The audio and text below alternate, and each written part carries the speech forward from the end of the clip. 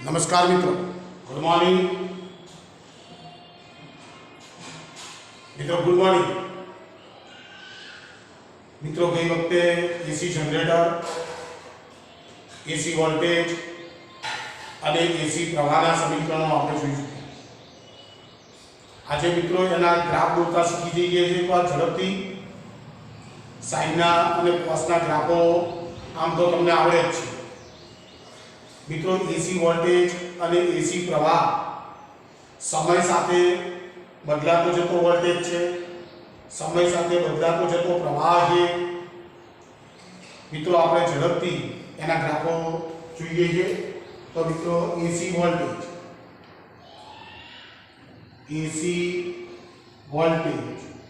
V is equal to Vm sin omega t। V बराबर Vm sin omega t AC voltage जो Vm बराबर महत्तम AC voltage तो Vm is equal to આપણે ગઈ વખતે જોઈ ગયા N A B into omega. આ એસી વોલ્ટેજ નું મહત્તમ મૂલ્ય મિત્રો બરોબર ધ્યાનથી આપણે જાણીએ છીએ। મારે એસી પ્રવાહ જોઈએ છે તો એસી પ્રવાહ આપણે જે પૂછવું લીધેલું છે એનો અવરોધ R તો I इज इक्वल टू ઓહમનો નિયમ વાપરો V બાય R। I बराबर V बाय R ओमनो नियम आपको V ની કિંમત I is equal to Vm into sin omega t ભાગ્યા કેપિટલ R। એસી પ્રવાહનું સૂત્ર પણ જે વખતે મેળવી ચૂક્યો છું। હવે મિત્રો જો Vm બાય R મહત્તમ વોલ્ટેજ ને મેં અવરોધ વડે ભાગી નાખ્યા, મને મળશે મહત્તમ પ્રવાહ। તો સૂત્ર થઈ જશે I બરાબર Im sin ओमेगा t। आ एसी प्रवाह અને Im કેટલો થાય Im is equal to Vm by R। Vm કેટલા Na b ઓમેગા ભાગ્યા કેપિટલ R।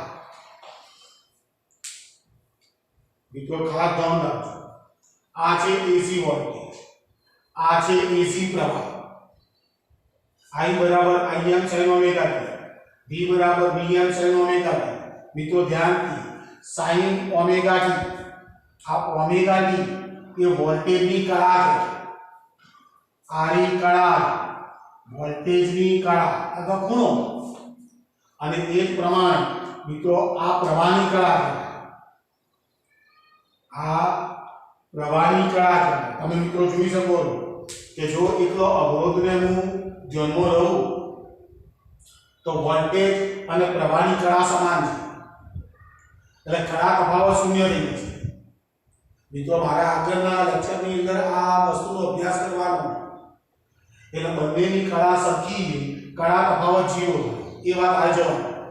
હવે મિત્રો મારે આનો આલેખ દોરવો, માની લો કે મારે V વિરુદ્ધ ઓમેગા t નો આલેખ દોરવો અને I વિરુદ્ધ ओमेगा t નો આલેખ દોરો, વોલ્ટેજ વિરુદ્ધ ઓમેગા t નો આલેખ દોરવો હોય મારે તો મિત્રો જો આપણા પાસે આરી અક્ષ છે, આરી x एक्सिस, આરી y एक्सिस, આરી આપણું સંદર્ભ બિંદુ 0। તો મિત્રો જો ઓમેગા t ની જુદી જુદી કિંમતો ધારો તો omega t is equal to मान लो कि 0 तो sin 0 is equal to V बराबर 0। बराबर मित्रों समझी लो कि V बराबर 0। चलो omega t is equal to pi by 2 sin pi by 2 is equal to 1 V is equal to V। चलो omega t is equal to pi, omega t की कीमत पाई दी sin pi is equal to 0 V बराबर 0।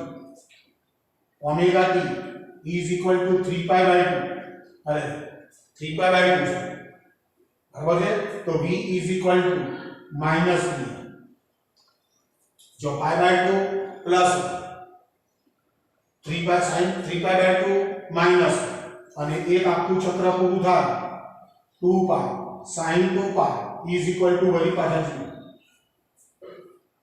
हम ये तो खास बना कि आई गाड़ी x एक्सिस पर નું ઓમેગા t आई गाड़ी y एक्सिस पर નું v લે તો મિત્રો આ 0 તો છે અહીંયા π/2 અહીંયા π અહીંયા 3π/2 અને અહીંયા આ 2π આગળ ગ્રાફ હશે. હા મિત્રો જો ઓમેગા t ની કિંમત 0 એટલે ઓમેગા t ની કિંમત 0 v બરાબર 0 એટલે એ બિંદુ તો આપણો અહીં ગાડી આવી જવાનું. હવે જો ઓમેગા t બરાબર π/2 v બરાબર v એટલે વોલ્ટેજ ની કિંમત મહત્તમ છે. એટલે જો અહીંયાથી જેમ જેમ ઓમેગા t ની કિંમત વધતી જશે વોલ્ટેજ ની કિંમત વધતી જશે π/2 પાસે મહત્તમ બનશે. તો માની લો કે એ મહત્તમ કિંમત અહીંયા આ રીતે. તો ગ્રાફ જે એ ગ્રાફ અહીંયાથી આમ આવવાનો ઓમેગા t જેમ વધતો જશે તેમ તેમ वोल्टेज की कीमत વધતી જશે Vm પાસે મહત્તમ થઈ આટલા સમય મહત્તમ થઈ.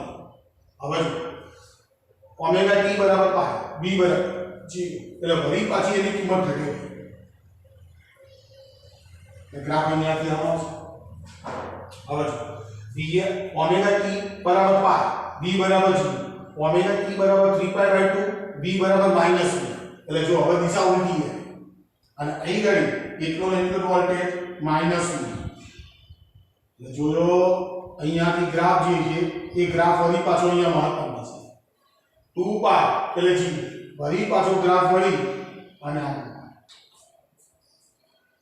સાઈન નો આલેખ આપણે દોરતે આવડે છે મિત્રો. આ મહત્તમ કિંમત આ રીતે પ્રમાણે ઉલટી દિશામાં મહત્તમ કિંમત તો વોલ્ટેજ વિરુદ્ધ ઓમેગા t નો આલેખ આવો છે.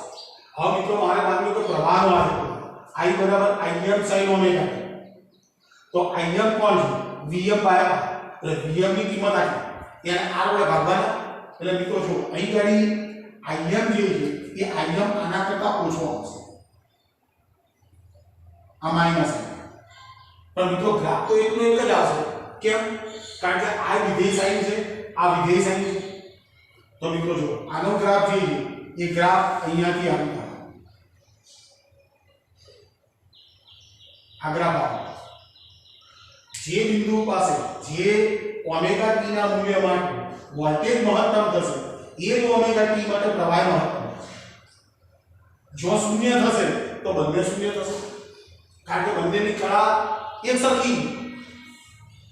मित्रों बरोबर ख्याल आपजो आ Im Vm minus Vm minus Im voltage ऑब्लिक प्रवाहनो आलेख लो.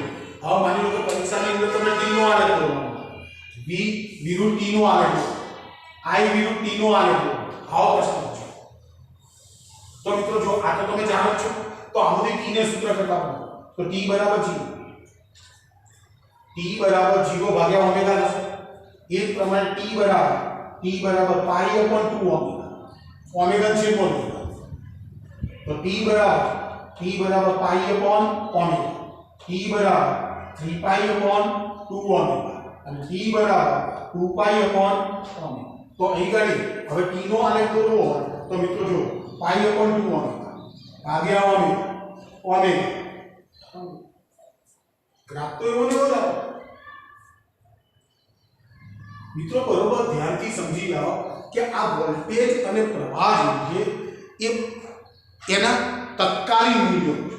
वोल्टेज અને પ્રવાહના તત્કાલીન મૂલ્ય એટલે શું મિત્રો? અહીં તમે જે તે સમય તમે મૂકશો એ સમય કિંમત તમને મળશે એટલે આ વોલ્ટેજ અને પ્રવાહના તત્કાલીન મૂલ્યો છે જે તે સમય. તો મિત્રો મને વિચાર આવે છે કે વોલ્ટેજનું સરેરાશ મૂલ્ય કેટલું? આ જે વોલ્ટેજ છે કે આનો પ્રવાહ જે છે તેનું એક આવર્તકાળ ઉપર સરેરાશ મૂલ્ય કેટલું? तो बरोबर ध्यान से सांभळो एक आवर्तकाल तो मित्रों एना माटे हूँ बायोलॉजी वाला विद्यार्थी ने कहूं छूं कि जरा मेथड समझी लेजो एनु रिजल्ट तमारे याद राखो एनु रिजल्ट तमारे याद राखो. तो तो मित्रों जो હું એનો સરેરાશ કિંમત મેળવવા જોઈ રહ્યો છું વોલ્ટેજ કે પ્રવાહનું હું સરેરાશ મૂલ્ય મેળવું તો આનું માને તો મારે સરેરાશ મૂલ્ય મેળવવું તો સરેરાશ of v is equal to ચલો vm તો અચળ છે એટલે એનું સરેરાશ ને એટલે vm m નો m સરેરાશ ઓફ sin ઓમેગા t મિત્રો સરેરાશ મધ્યક કેવી રીતે શોધાય अवलोकनનો સરવાળો ભાગ્યા અવલોકનની સંખ્યા એ સરેરાશ કહેવાય તો ગણિતની ભાષામાં આ જ વસ્તુને હું સાબિત કરું તો મિત્રો જો E is equal to આ Vm m no m 1 upon t integration of 0 થી t into sin omega t into dt ગણિત વાળાને ખબર છે બાયોલોજી વાળા બરોબર વગડીઓ શું કર્યું જો મારે આનું સરેરાશ મેળવવાનું હતું તો 0 થી 1 આવર્તકાળ ઉપર આ બધાનો સરવાળો કરો અને એને t વડવાથી ને અવલોકનોના મૂલ્યોનો સરવાળો અને ભાગે કેટલા સમય સુધી 1 આવર્તકાળ ઉપર મેળવેલું વોલ્ટેજનું સરેરાશ મૂલ્ય હવે આનું સરળ બાપુ તો E is equal to जो E is equal to VR upon t चलो sin નું સંકલન माइनस cos ओमेगा t भाग्या ओमेगा હશે 0 થી કેપિટલ T sin નું સંકલન માઈનસ cos વત્તા આ જે હોય એ છેદમાં આવશે વિકલનનો ગુણાકારમાં આવે ચલો E is equal to Vm upon આ ઓમેગા બહાર કાઢી ઓમેગા કૌંસ માઈનસ cos જોજો હવે ઓમેગા બરાબર 2 પાઈ f अथवा 2 पाई अपॉन कैपिटल t है तो અહીં કરી 2 pi upon capital t omega ની અપર લિમિટ મૂકું તો અહીં કરી t અને માઈનસ માઈનસ પ્લસ હવે 0 મૂકી એટલે cos 0 જો t t ને લઈ cos 2 પાઈ એટલે બરાબર પણ અહીં કરી આગળ minus E is equal to Vm upon t omega કૌંસમાં -1 + 1 is equal to 0 મિત્રો એમસીક્યુ પ્રશ્ન છે એસી વોલ્ટેજ કે એસી પ્રવાહનું એક આવર્તકાળ ઉપર મેળવેલું સરેરાશ મૂલ્ય હંમેશા શૂન્ય થાય હવે આવું કેમ થાય છે તો જો આ એસી ની એક સાયકલ થઈ આ એસી ની એક સાયકલ હવે અડધા આવર્તકાળ સુધી એના મૂલ્યો ધન હશે અડધા આવર્તકાળ સુધી એના મૂલ્યો ધન હશે અડધા આવર્તકાળ સુધી એના મૂલ્યો ઋણ હશે માટે સાઇન વિધેય કે કોસાઇન વિધેય તમને જે વિધેય આપેલું હોય સાઇન માં આપેલો હોય એસી વોલ્ટેજ કે કોસ માં આપેલો હોય એનું એક આવર્તકાળ પર મેળવેલું સરેરાશ મૂલ્ય હંમેશા શૂન્ય થાય તો મિત્રો અહીંયા એસી વોલ્ટેજ અને એસી પ્રવાહના માપનમાં ખૂબ મુશ્કેલી શું છે જો આ સમય સાથે બદલાય એટલે એસી વોલ્ટેજ તમે આપણા સામાન્ય મીટરો દ્વારા માપી નથી શકતા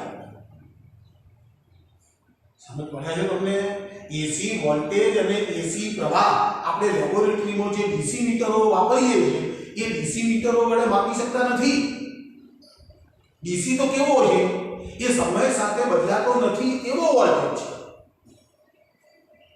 તો મિત્રો આપણે એનો ઉકેલ શું ઉકેલ કાઢ્યો કે સારું સરેરાશ મૂલ્ય શોધવા જઈશું તો એ તો 0 થઈ જશે તો એક કામ કરો એના વર્ગનું સરેરાશ કાઢો જો વર્ગ કરીશું તો આ ધનનો વર્ગ તો ધન જ રહેશે માઈનસનો વર્ગ પણ ધન થઈ જશે તો આપણે થોડો ગણિતનો સહારો અને આપણે શું કર્યું એના જે v બરાબર vm sin ઓમેગા t હતો એના વર્ગનો સરેરાશ તો મિત્રો એના વર્ગનું સરેરાશ પણ હું શોધી બતાડું છું મિત્રો એ સરેરાશ તો હું શોધું છું પણ તમારે એનું કોઈ ટેન્શન રાખવાની જરૂર નથી તમારે એના જવાબો તૈયાર કરવાના છે ખ્યાલ આવે છે એના જવાબો તમારે તૈયાર કારણ કે મારા આવતા લેક્ચરની અંદર એ જવાબોની જરૂર પડશે તો મિત્રો હવે હું સ્કેલનું સરેરાશ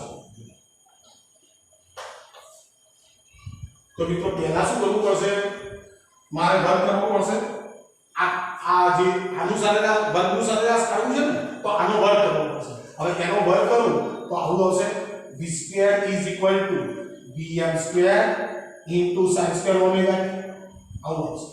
હવે આનું એક આવર્તકાળ ઉપર સરેરાશ હોય તો આ v સ્ક્વેર નું સરેરાશ અહીં ગણી vm સ્ક્વેર અને અહીં ગણી sin square omega t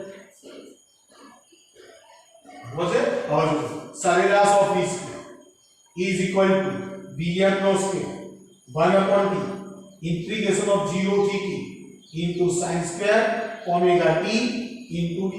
method તો એવી જ પણ મિત્રો બાયોલોજી વાળા વિદ્યાર્થીઓ બરોબર સાંભળી લો કે તમે આના સૂત્રો ન જાણતા હો તો તમારે ચિંતા કરવાની જરૂર નથી. હવે મિત્રો અહીં sin square પણ હોઈ શકે અને cos square પણ હોઈ શકે. બરાબર આપણા એસી જનરેટરમાં તો આપણે સાઇન વાળો એસી પેદા કરી શકીએ ખ્યાલ આવે છે પણ જુદા જુદા ઓસિલેટરોની મદદથી આપણે cos વાળો પણ પેદા કરી શકીએ. તો મિત્રો અહીં કાઢી કદાચ sin સ્ક્વેર હોય cos સ્ક્વેર હોય તો તમે એનું સરેરાશ વર્ગનું સરેરાશ કાઢી શકો.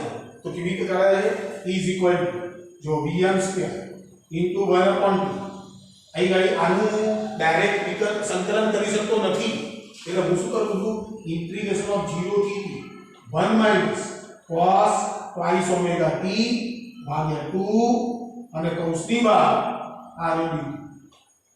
મિત્રો ઘણી વાર આને ખબર છે કે હું સ્ક્વેરનું સંકલન ડાયરેક્ટ ના કરી શકું એટલે અહીં ઘડી એનું સૂત્ર છે 1 minus cos twice omega t by 2 બરાબર છે. હવે મિત્રો cos હોય તો અહીં ઘડી પ્લસ આવે એટલે હું વ્યાપક રીતે લખી રાખું પ્લસ ઓર માઈનસ પ્લસ હોય માઈનસ બરાબર. વિધેય તમને જે પ્રમાણે આપ્યું હોય એ પ્રમાણે તમારે કરવું પડે. હવે મિત્રો જો હવે આમાં બે પદ થયા તો બે પદોનું મારે જુદું જુદું સંકલન કરવું પડશે. તો મિત્રો જો is equal to vm square ભાગ્યા જો આ બગડાને બહાર કાઢો 2t એ તો અચળ પદ છે. હવે અહીં કઈ શું આવશે મિત્રો જો integration of 0 થી t into dt 1 by 2 બગડો છેદમાં આવી ગયો બહાર એટલે અહીં આવશે dt અને અહીં આવશે plus or minus integration of 0 થી t into cos twice omega t into dt બરાબર. હવે મિત્રો એક વસ્તુ હોવી હવે મારે આનું જુદું જુદું સંકલન કરવું પડશે. હવે મિત્રો જો हमने में sin ओमेगा t નું એક આવર્તકાળ ઉપર સરેરાશ મૂલ્ય મેળવ્યું તો મિત્રો જો આ શું છે cos twice omega t into d એક આવર્તકાળ ઉપર વિધેય સંકલન છે તો એક આવર્તકાળ cos નો અડધા આવર્તકાળ સુધીના મૂલ્યો ધન હશે બાકીના ઋણ હશે. તો મિત્રો આની કિંમત તો ઓલરેડી 0 થઈ ગઈ આની કિંમત તો 0 થઈ ગઈ તો મારી પાસે આટલું વધે તો dt નું સંકલન શું તો કે t અપર લિમિટ માંથી લોઅર લિમિટ બાદ કરું તો મને જવાબ શું મળે કેપિટલ t. તો મિત્રો જો આનું સરેરાશ of v square is equal to vm નો સ્ક્વેર ભાગ્યા 2t અને આનું સંકલન આવશે t ને આપણે તો સરેરાશ of v square is equal to vm square by 2 આવશે. આ સરેરાશ ઓફ v સ્ક્વેર કેમ શોધ્યો મિત્રો આપણું આનું એક આવર્તકાળ ઉપર મેળવેલું સરેરાશ મૂલ્ય કેવું થઈ ગયું હતું શૂન્ય થઈ ગયું એટલે આપણે વર્ગનું સરેરાશ. હવે મિત્રો આપણે જે મીટરો એસી મીટરો તૈયાર કર્યા છે એ એસી મીટરો આનું માપ નહીં રહી શકતા. મિત્રો ધ્યાનથી સમજજો આપણા એસી મીટરો જે છે એ પ્રવાહ અને વોલ્ટેજનું આરએમએસ મૂલ્ય માપે આરએમએસ મૂલ્ય RMS મૂલ્યમાં R એટલે શું રૂટ મીન સ્ક્વેર વર્ગ ગુજરાતીમાં કહેવાય વર્ગના સરેરાશનું વર્ગમૂળ વર્ગના સરેરાશનું વર્ગમૂળ. તો જો તમે પહેલા તો v બરાબર vm sin omega t આપેલા એનો મેં વર્ગ કર્યો એનું મેં સરેરાશ કાઢી તો હવે આનું વર્ગમૂળ કાઢી લો ખ્યાલ આવે છે. તો મિત્રો જો આનું વર્ગમૂળ કાઢું તો vrms is equal to is equal to under root of सरेराश ऑफ पी स्क्वायर। तो આનું વર્ગમૂળ કાઢવું પડે તો is equal to Vm by √2। તો એસી વોલ્ટેજ નો મિત્રો આ મુશ્કેલી આપણા એસી મીટરો એવા તૈયાર થયેલા છે કે જે વોલ્ટેજ નું આરએમએસ મૂલ્ય માપે અને એ મૂલ્ય કેટલું છે Vm બાય √2 છે અને એ જ પ્રમાણ પ્રવાહ એવો છે તો પ્રવાહ Irms is equal to Im by મિત્રો આ સૂત્રો તમારે આવતા ચેપ્ટરની અંદર કામમાં આવવાના એટલે હું અત્યારથી એની પૂર્વ ભૂમિકા બોધી દઉં એટલે આ સાબિતી આપી દીધી મેં હવે પછી સાબિતી આપીશ નહીં સીધું લખી છે ખ્યાલ આવ્યો તો મિત્રો જો એક તો આ સૂત્ર ખૂબ અગત્યનું છે આ સૂત્ર ખૂબ અગત્યના છે આ બે સૂત્રો તો અગત્યના આપણા છે અને કળા જો કળા તફાવત 0 છે तो मित्रों અહીં ગાડી મેં તમને આલેખ દેવતા શીખવાડ્યા એના આ સરેરાશ મૂલ્યનું સરેરાશ સૂત્ર શીખવાડ્યું એ બરોબર જાણી અને હવે જે દાખલા આપણા સભ્યના બાકી છે ઉદાહરણનો એક બે દાખલા બાકી છે એ બધા પૂરા કરી નાખો એટલે તમે લોકો એક બાજુથી છઠ્ઠું ચેપ્ટર તૈયાર કરી નાખો આના પછીના લેક્ચરની અંદર હું સારા સારા એમસીક્યુ તમારી સામે રજૂ કરવાનો છું મિત્રો તમે એક વખત તૈયાર થઈ જાઓ કેટલાક વિદ્યાર્થીઓ નોટો લેવા આવે છે મારી પાસે તપાસેલા જે પેપરો છે એ લેવા આવે છે એમને હું પૂછ્યું કે સાહેબ બે લેક્ચર હજી જોવાના બાકી એટલે ભાઈ બાકી સૂત્ર રાખો છો તમારે રોજે રોજ મારો વિડિયો જે છે એ 40 મિનિટનો 42 મિનિટનો 45 મિનિટનો હોય તો એના માટે તમારે કલાક ખર્ચવો પડે તો બીજો કલાક તમારે આપવો પડશે સમજો વાતો આ તમારી પાસે ભૂતકાળનું તો બધું છે 11મો ધોરણનું તૈયાર નહીં કરવાનું તો મિત્રો થોડા થોડા સમયે એ બધું જો અને હવે હું આ એક બે દિવસની અંદર હું એક ઘર્ષણનો વિડિયો મૂકવાનો છું 11મા ધોરણનો હું તમને પણ શેર અને એની અંદર ખૂબ સારા સારા એમસીક્યુ પ્રકારના પ્રશ્નો જે જેડબલઈ અને નીટ માટે ખૂબ અગત્યના છે મિત્રો એક વખત એના ઉપર નજર મારજો ચલો ઓકે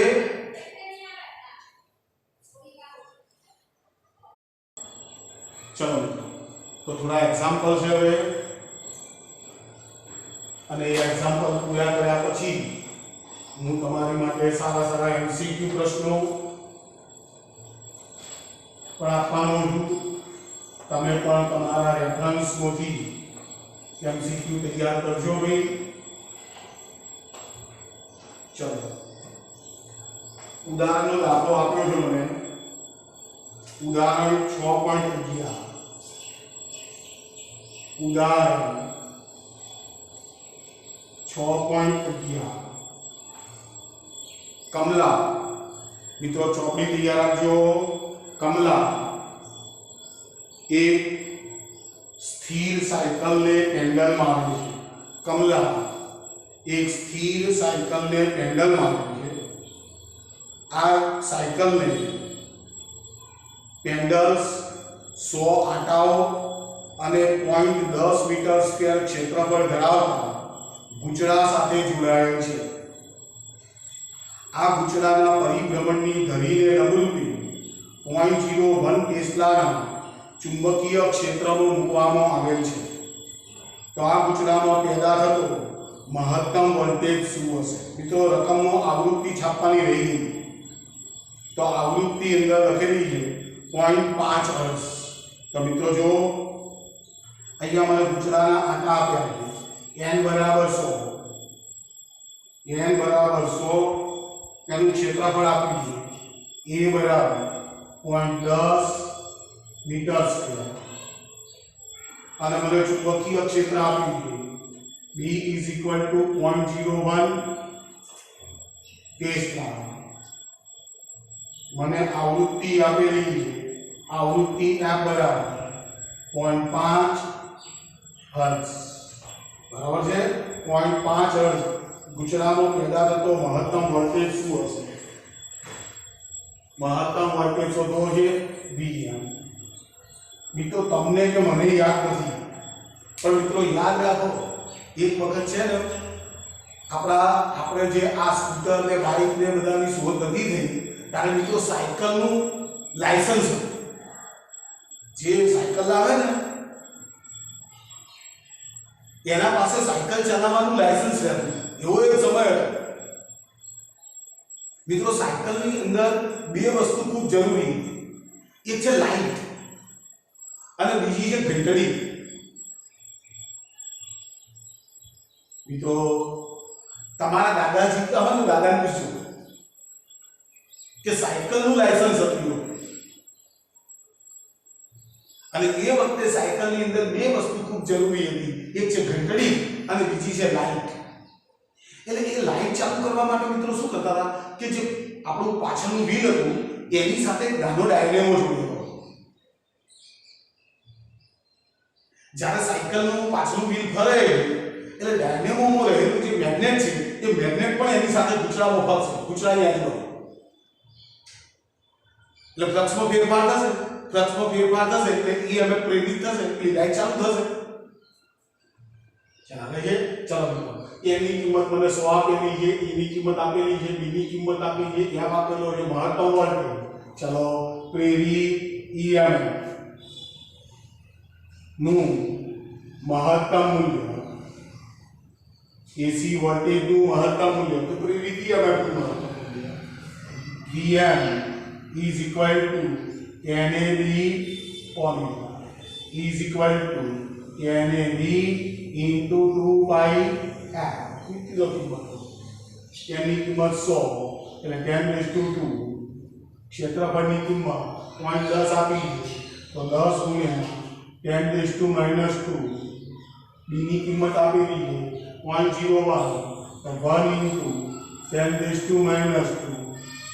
2 એટલે ગણી આવશે 6.28 બરાબર 2 પાઈ એટલે 6.28 અને આ આવૃત્તિ એટલે 1/2 કરી નાખો તો E is equal to 10⁻² plus 2 cancel આવે તો અહીં ગણી આવશે જો આ રહ્યો 62.8 અને ભાગ્યા 2 અને ગુણ્યા 10⁻⁻1 તો E is equal to 31.4 ગુણ્યા 10⁻⁻1 3.14 વોલ્ટેજ આ વોલ્ટ 3.14 મિત્રો એક ઘાતાંકનો ભૂલ કરેલી છે જોજો જરા NAB ઓમેગા 10⁻². આ 10 ગુણ્યા 10⁻⁻² ગુણ્યા 1 10⁻². 6.25 2 પાઈ બરાબર છે 3.14 ગુણ્યા 2 અને ગુણ્યા એ આપણી કિંમત 0.5 એટલે 1/2 તો અહીંયા 10⁻² 10⁻² લઈ ગયા અહીં ગાડી આ 10 ગુણ્યા એટલે 62.8 ભાગ્યા 2 ગુણ્યા 10⁻⁻1 હા 10⁻⁻1 તો અહીં આવે છે 3.14 અને કેમ આમ આવીએ ચેક કરી લઈએ જરા 100 ગુણ્યા 0.01 ગુણ્યા 0.10 6.28 ગુણ્યા 0.5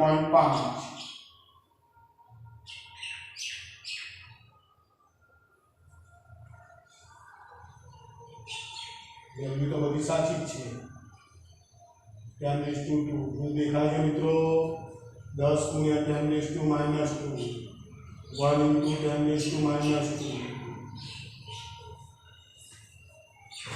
एक वक्त कैलकुलेटर की जरा गणतरी કરી નાખીએ 6.28 ગુણ્યા 10 ભાગ્યા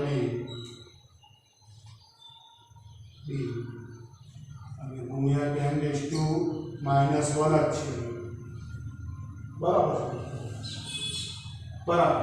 આપણી વેલ્યુ પ્રમાણે બરાબર છે ચલો મિત્રો એક બીજો સ્વાધ્યાયનો દાખલો છે 6.6 સ્વાધ્યાયનો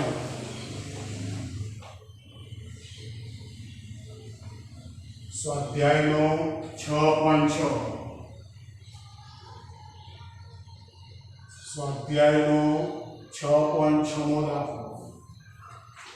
ચલો મિત્રો, 8 સેન્ટીમીટર ત્રિજ્યાના અને 20 આટાવાળા ગૂંચળાને તેના ઉર્ધ્વ વ્યાસને અનુલક્ષી 3 × 10⁻² મૂલ્યના એક સમાન સમક્ષિતિ ચુંબકીય ક્ષેત્રમાં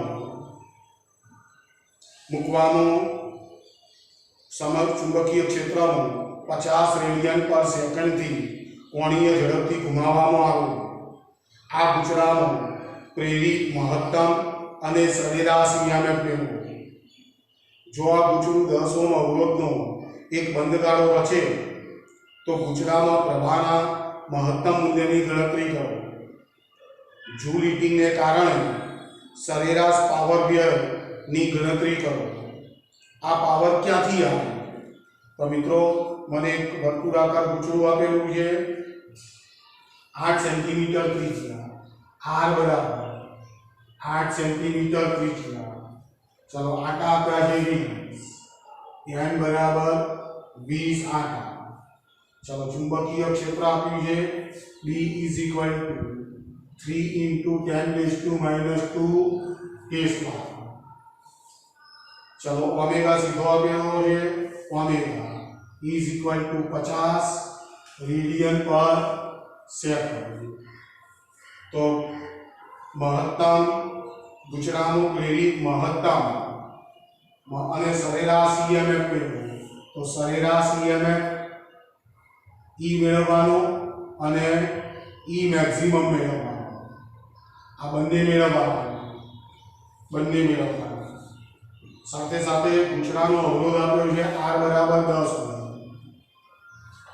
અને મને કહે છે પ્રેરિત પ્રવાહની પણ ગણતરી, મહત્તમ પ્રવાહ IM ક્વેશ્ચન અને જૂલ હીટિંગના કારણે પાવર વ્યય થાય. મિત્રો, આ દાખલાની અંદર મેં તમને કીધું ને એ વાપરવું પડશે. જો હવે મારે સરેરાશ EMF મેળવવું, સરેરાશ 0 થઈ જાય તો પ્રેરિત સરેરાશ EMF = 0. હવે E મેક્સિમમ મેળવવું. E maximum = Vmax, Vm = NAD omega. તો મિત્રો, અહીં ગાડી બધું જો πr² કરવું પડશે પેલું માટે.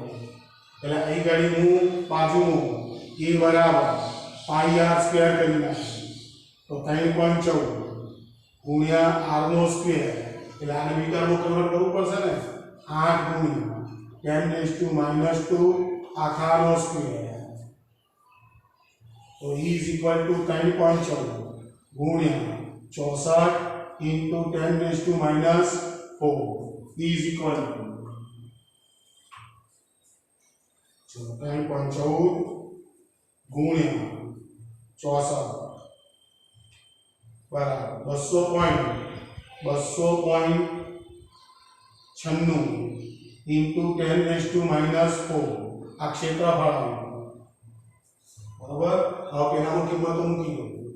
તો Vm = n ની કિંમત 20, a ની કિંમત 200.96 ગુણ્યા 10⁻⁴, b ની કિંમત 3 × 10⁻², અને ઓમેગાની કિંમત R50.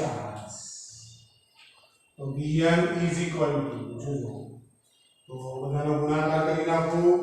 20 ગુણ્યા 200.96 ગુણ્યા 3 ગુણ્યા 50 એટલે 150 થશે ને. 150 બરાબર. ચલો, જવાબ આવે છે E = 60 2880 ગુણ્યા 10⁻⁶. 1 2 3 4 5 ને 6. તો Vm = 0.6 watt. 0.6 watt. Vm = 0.6 watt. ચલો, હવે શું શોધવાનું છે? પ્રવાહ શું Im શોધવાનું છે. તો Im is equal to Vm by R. Vm કેટલો આવ્યો? is equal to 0.6 ભાગ R કેટલો આપ્યો છે?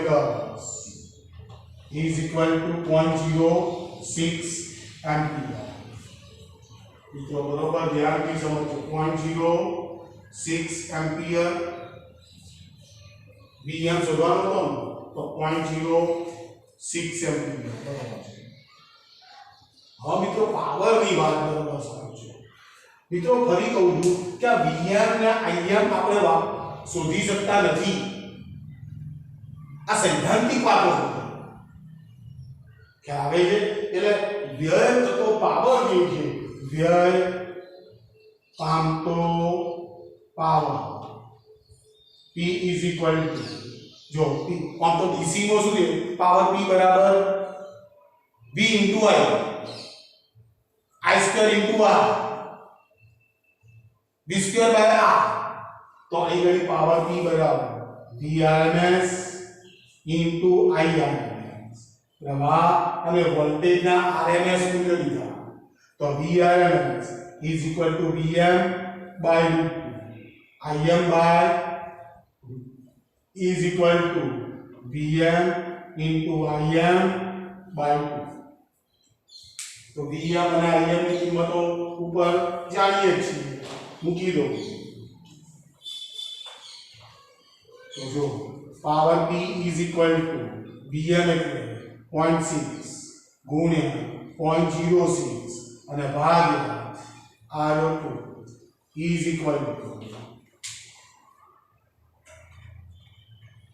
0.6 ગુણ્યા 0.06 ભાગ્યા 2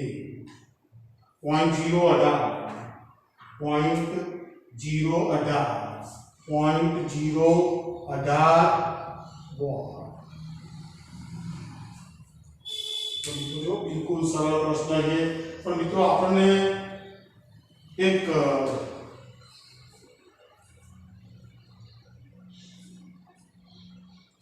પ્રશ્ન પૂછેલો છે કે જૂલ હીટિંગના કારણે સરેરાશ પાવર વ્યયની ગણતરી કરો.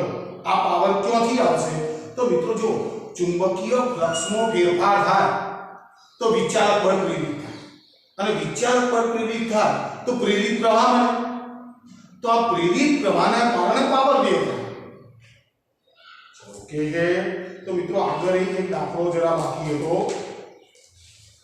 એ દાખલો હું જરા જોઈ લઉં છું, અને એના અનુસંધાનમાં એક બીજો દાખલો આપ્યો. એટલે મેં એ દાખલા એટલે પાછળ સ્વાધ્યાયનો 6.4 સ્વાધ્યાયનો 6.4 સ્વાધ્યાયનો 6.4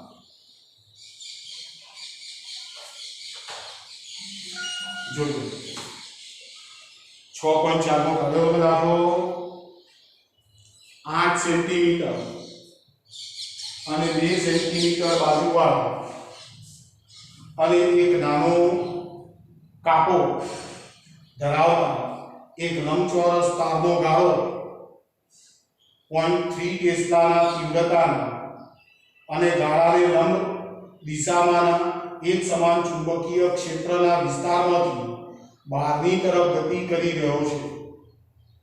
જો ગાળાનો વેગ 1 સેન્ટીમીટર પર સેકન્ડ હોય તો નંબર 1 લાંબી બાજુને અને નંબર 2 ગાળાની ટૂંકી બાજુને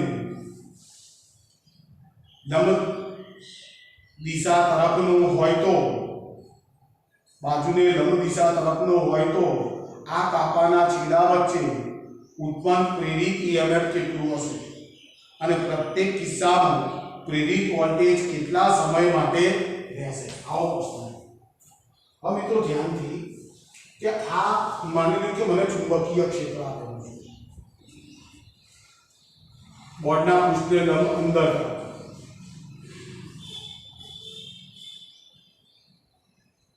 બરાબર છે.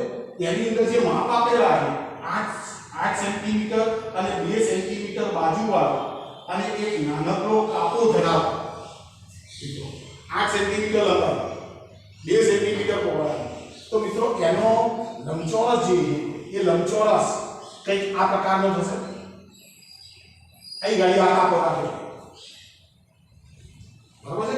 હવે મિત્રો આ જે ચુંબકીય ક્ષેત્રની અંદર જે આપણો લંબચોરસ પૃષ્ઠ છે એ પાછો v જેટલા વેગથી ગતિ કરે.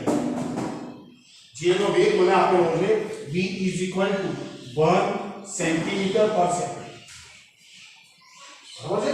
તો આની ગતિ કરે છે એટલે એનો આમ પણ ગતિ કરે છે અને આમ પણ v જેટલા આવે છે. તો મિત્રો મને એમ કહે છે કે આ બંને સળિયાની અંદર આ 8 સેન્ટીમીટર બાજુ છે અને આરી 2 સેન્ટીમીટર બાજુ વાળો સળિયો છે. તો હવે પ્રેરિત થતું EMF મારે શોધવાનું છે. તો ચાલો એ જોઈએ, એ 8 સેન્ટીમીટર લંબાઈના સળિયામાં પ્રેરિત EMF તો E = LdV, તો E = L 8 × 10⁻², 8 × 10⁻². B ની કિંમત આપેલી છે, ચુંબકીય ક્ષેત્ર કેટલું આપેલું છે 0.3, એટલે 3 × 10⁻², અને વેગ આપ્યો છે મને અહીં ગાડી મીટરનો કન્વર્ટ કરવો પડશે 10⁻². તો E = 8 × 24 × 10⁻5 વોટ. મિત્રો ધ્યાન, જ્યારે આનો સળિયો આમ જશે, ખ્યાલ આવે છે, આનો સળિયો જ્યારે આમ ગતિ કરતો હશે એ વખતે મિત્રો બરોબર ધ્યાનથી સમજજો આ વાત. આ આમ પણ જાય છે અને આમ પણ જાય છે, એટલે એના ફ્લક્સમાં ફેરફાર થવાનો. મિત્રો ધ્યાનથી, મોટા સળિયાનું પ્રેરિત થતું EMF એટલે 24 × 10⁻5 વોટ.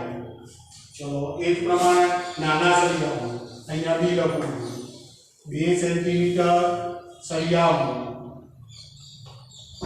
પ્રેરિત EMF E = LdV. E = L ની કિંમત હવે કેટલી 2 સેન્ટીમીટર, 2 × 10⁻². B ની કિંમત આપેલી છે 3 × 10⁻1, અને B ની કિંમત આપી છે 10⁻². તો 3 × 6 × 10⁻5 વોટ. ચલો ઓકે છે.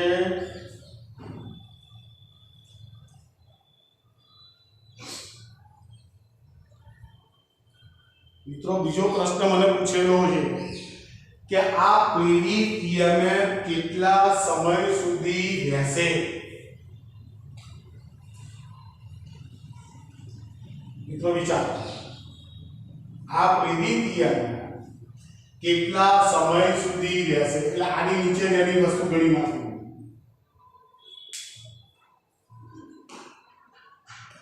વિચારો, હવે સળિયો બંને બાજુ ગતિ કરી દો, સળિયો બંને બાજુ ગતિ કરી દો. હવે જો મિત્રો આનો સળિયો અહીંયાથી આમ આવશે, નીચે આવશે, આ સળિયો અહીંયાથી આમ નીચે આવે, અને એ જ પ્રમાણે આ ઊભો સળિયો જે છે એ અહીંયાથી આમ જઈ આ ઊભો સળિયો.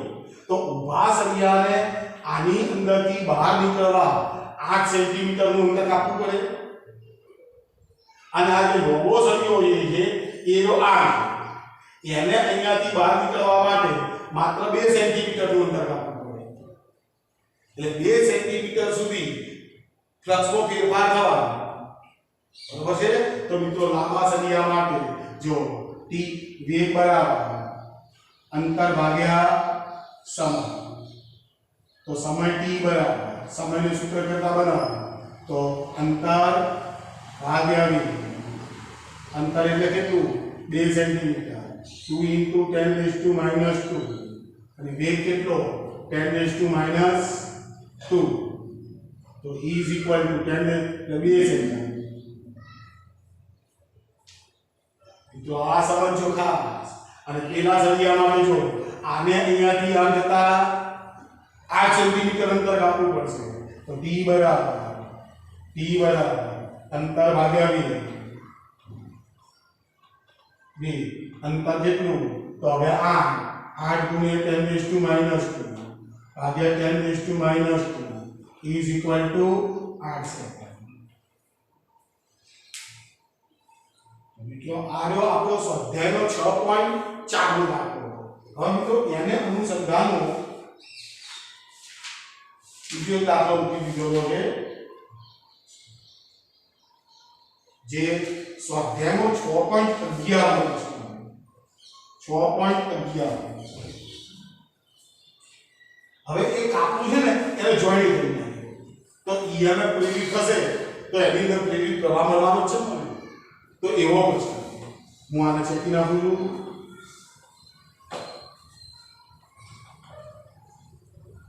મિત્રો કંટાળતા નહીં. જો મને શું કહે છે સ્વાધ્યાય 6.4 માં લૂપ સ્થિર છે તેમ ધારો. હવે લૂપ સ્થિર ધારવાની નથી, પરંતુ ચુંબકીય ક્ષેત્ર ઉત્પન્ન કરવાનો જે પ્રવાહ વિદ્યુત ચુંબકને આપવામાં આવે છે તે ધીમે ધીમે ઘટાડવામાં આવે છે. મિત્રો ધ્યાન દો, ચુંબકીય ક્ષેત્ર ઉત્પન્ન કરવાનો જે પ્રવાહ વિદ્યુત ચુંબકને આપવામાં આવે છે તે ધીમે ધીમે ઘટાડવામાં આવે. એટલે એની સાથે સંકળાયેલું ફ્લક્સ તો બદલાશે, જેથી ક્ષેત્ર તેના પ્રારંભિક મૂલ્ય 0.3 ટેસ્લાથી 0.02 ટેસ્લા પર સેકન્ડના દરે ઘટે. જો તેનું પ્રારંભિક મૂલ્ય ચુંબકીય ક્ષેત્રનું કેટલું હતું? 0.2 ટેસ્લા, પણ એનો ઘટાડાનો દર કેટલો છે? તો ઘટાડાનો દર છે 0.02 ટેસ્લા પર સેકન્ડ. મિત્રો અહીંથી આટલું થાય છે એવું નથી આવ્યું. આ 0.02 ટેસ્લાથી 0.02 ટેસ્લા થાય છે એવું નથી. પ્રારંભમાં ચુંબકીય ક્ષેત્ર કેટલું હતું? 0.3 ટેસ્લા, 0.3 ટેસ્લા. એનો ઘટાડાનો દર કેટલો છે? તો 0.02 ટેસ્લા પર સેકન્ડના દરે ઘટે. જો કાપ સાધી દેવામાં આવે, પેલો કાપો સાધી દેવામાં આવે અને લૂપનો અવરોધ 1.6 ઓહ્મનો હોય તો લૂપ દ્વારા ઉષ્મા સ્વરૂપે વ્યય પામતો પાવર કેટલો હશે? આ શક્તિનો સ્ત્રોત શું છે? તો મિત્રો L ની કિંમત તો મને આપી દીધી છે. L હું જાણું છું, B હું જાણું છું. તો મિત્રો ધ્યાનથી સમજજો. L ની કિંમત છે 8 સેન્ટીમીટર, B ની કિંમત છે 2 સેન્ટીમીટર. બરાબર છે? તો હું ગુચરાનું ક્ષેત્રફળ શોધી નાખું. A is equal to L into B. L એટલે 8 ગુણ્યા 10 માઈનસ 2, 2 into 10 માઈનસ 2, તો 8 દુ 16 ગુણ્યા 10 માઈનસ 4 મીટરનો સ્ક્વેર. આ મિત્રો જો ચુંબકીય ક્ષેત્ર એટલે dB by dt આવું આવું છે. ચુંબકીય ક્ષેત્રનો થતો ઘટાડો તો કેટલું આપ્યું છે? 0.02 ટેસ્લા પર સેકન્ડ. તો મિત્રો મારે શોધવાનું શું થાય? તો અવરોધ આટલો અવરોધ આપેલો છે R બરાબર 1.6 ઓહ્મ, 1.6 ઓહ્મ. તો મારે પ્રેરિત EMF શોધવું છે. પ્રેરિત EMF શોધવાનું છે. જો તો પ્રેરિત EMF E is equal to d phi by dt. So E is equal to d by dt of A into B.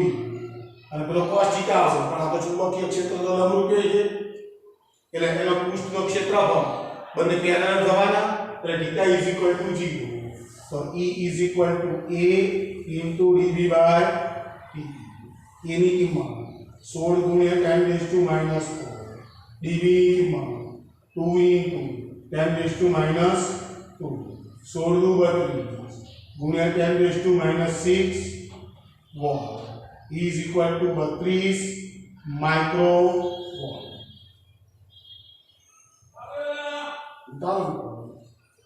प्रेरित ईएमएफ की कीमत मारी पास है।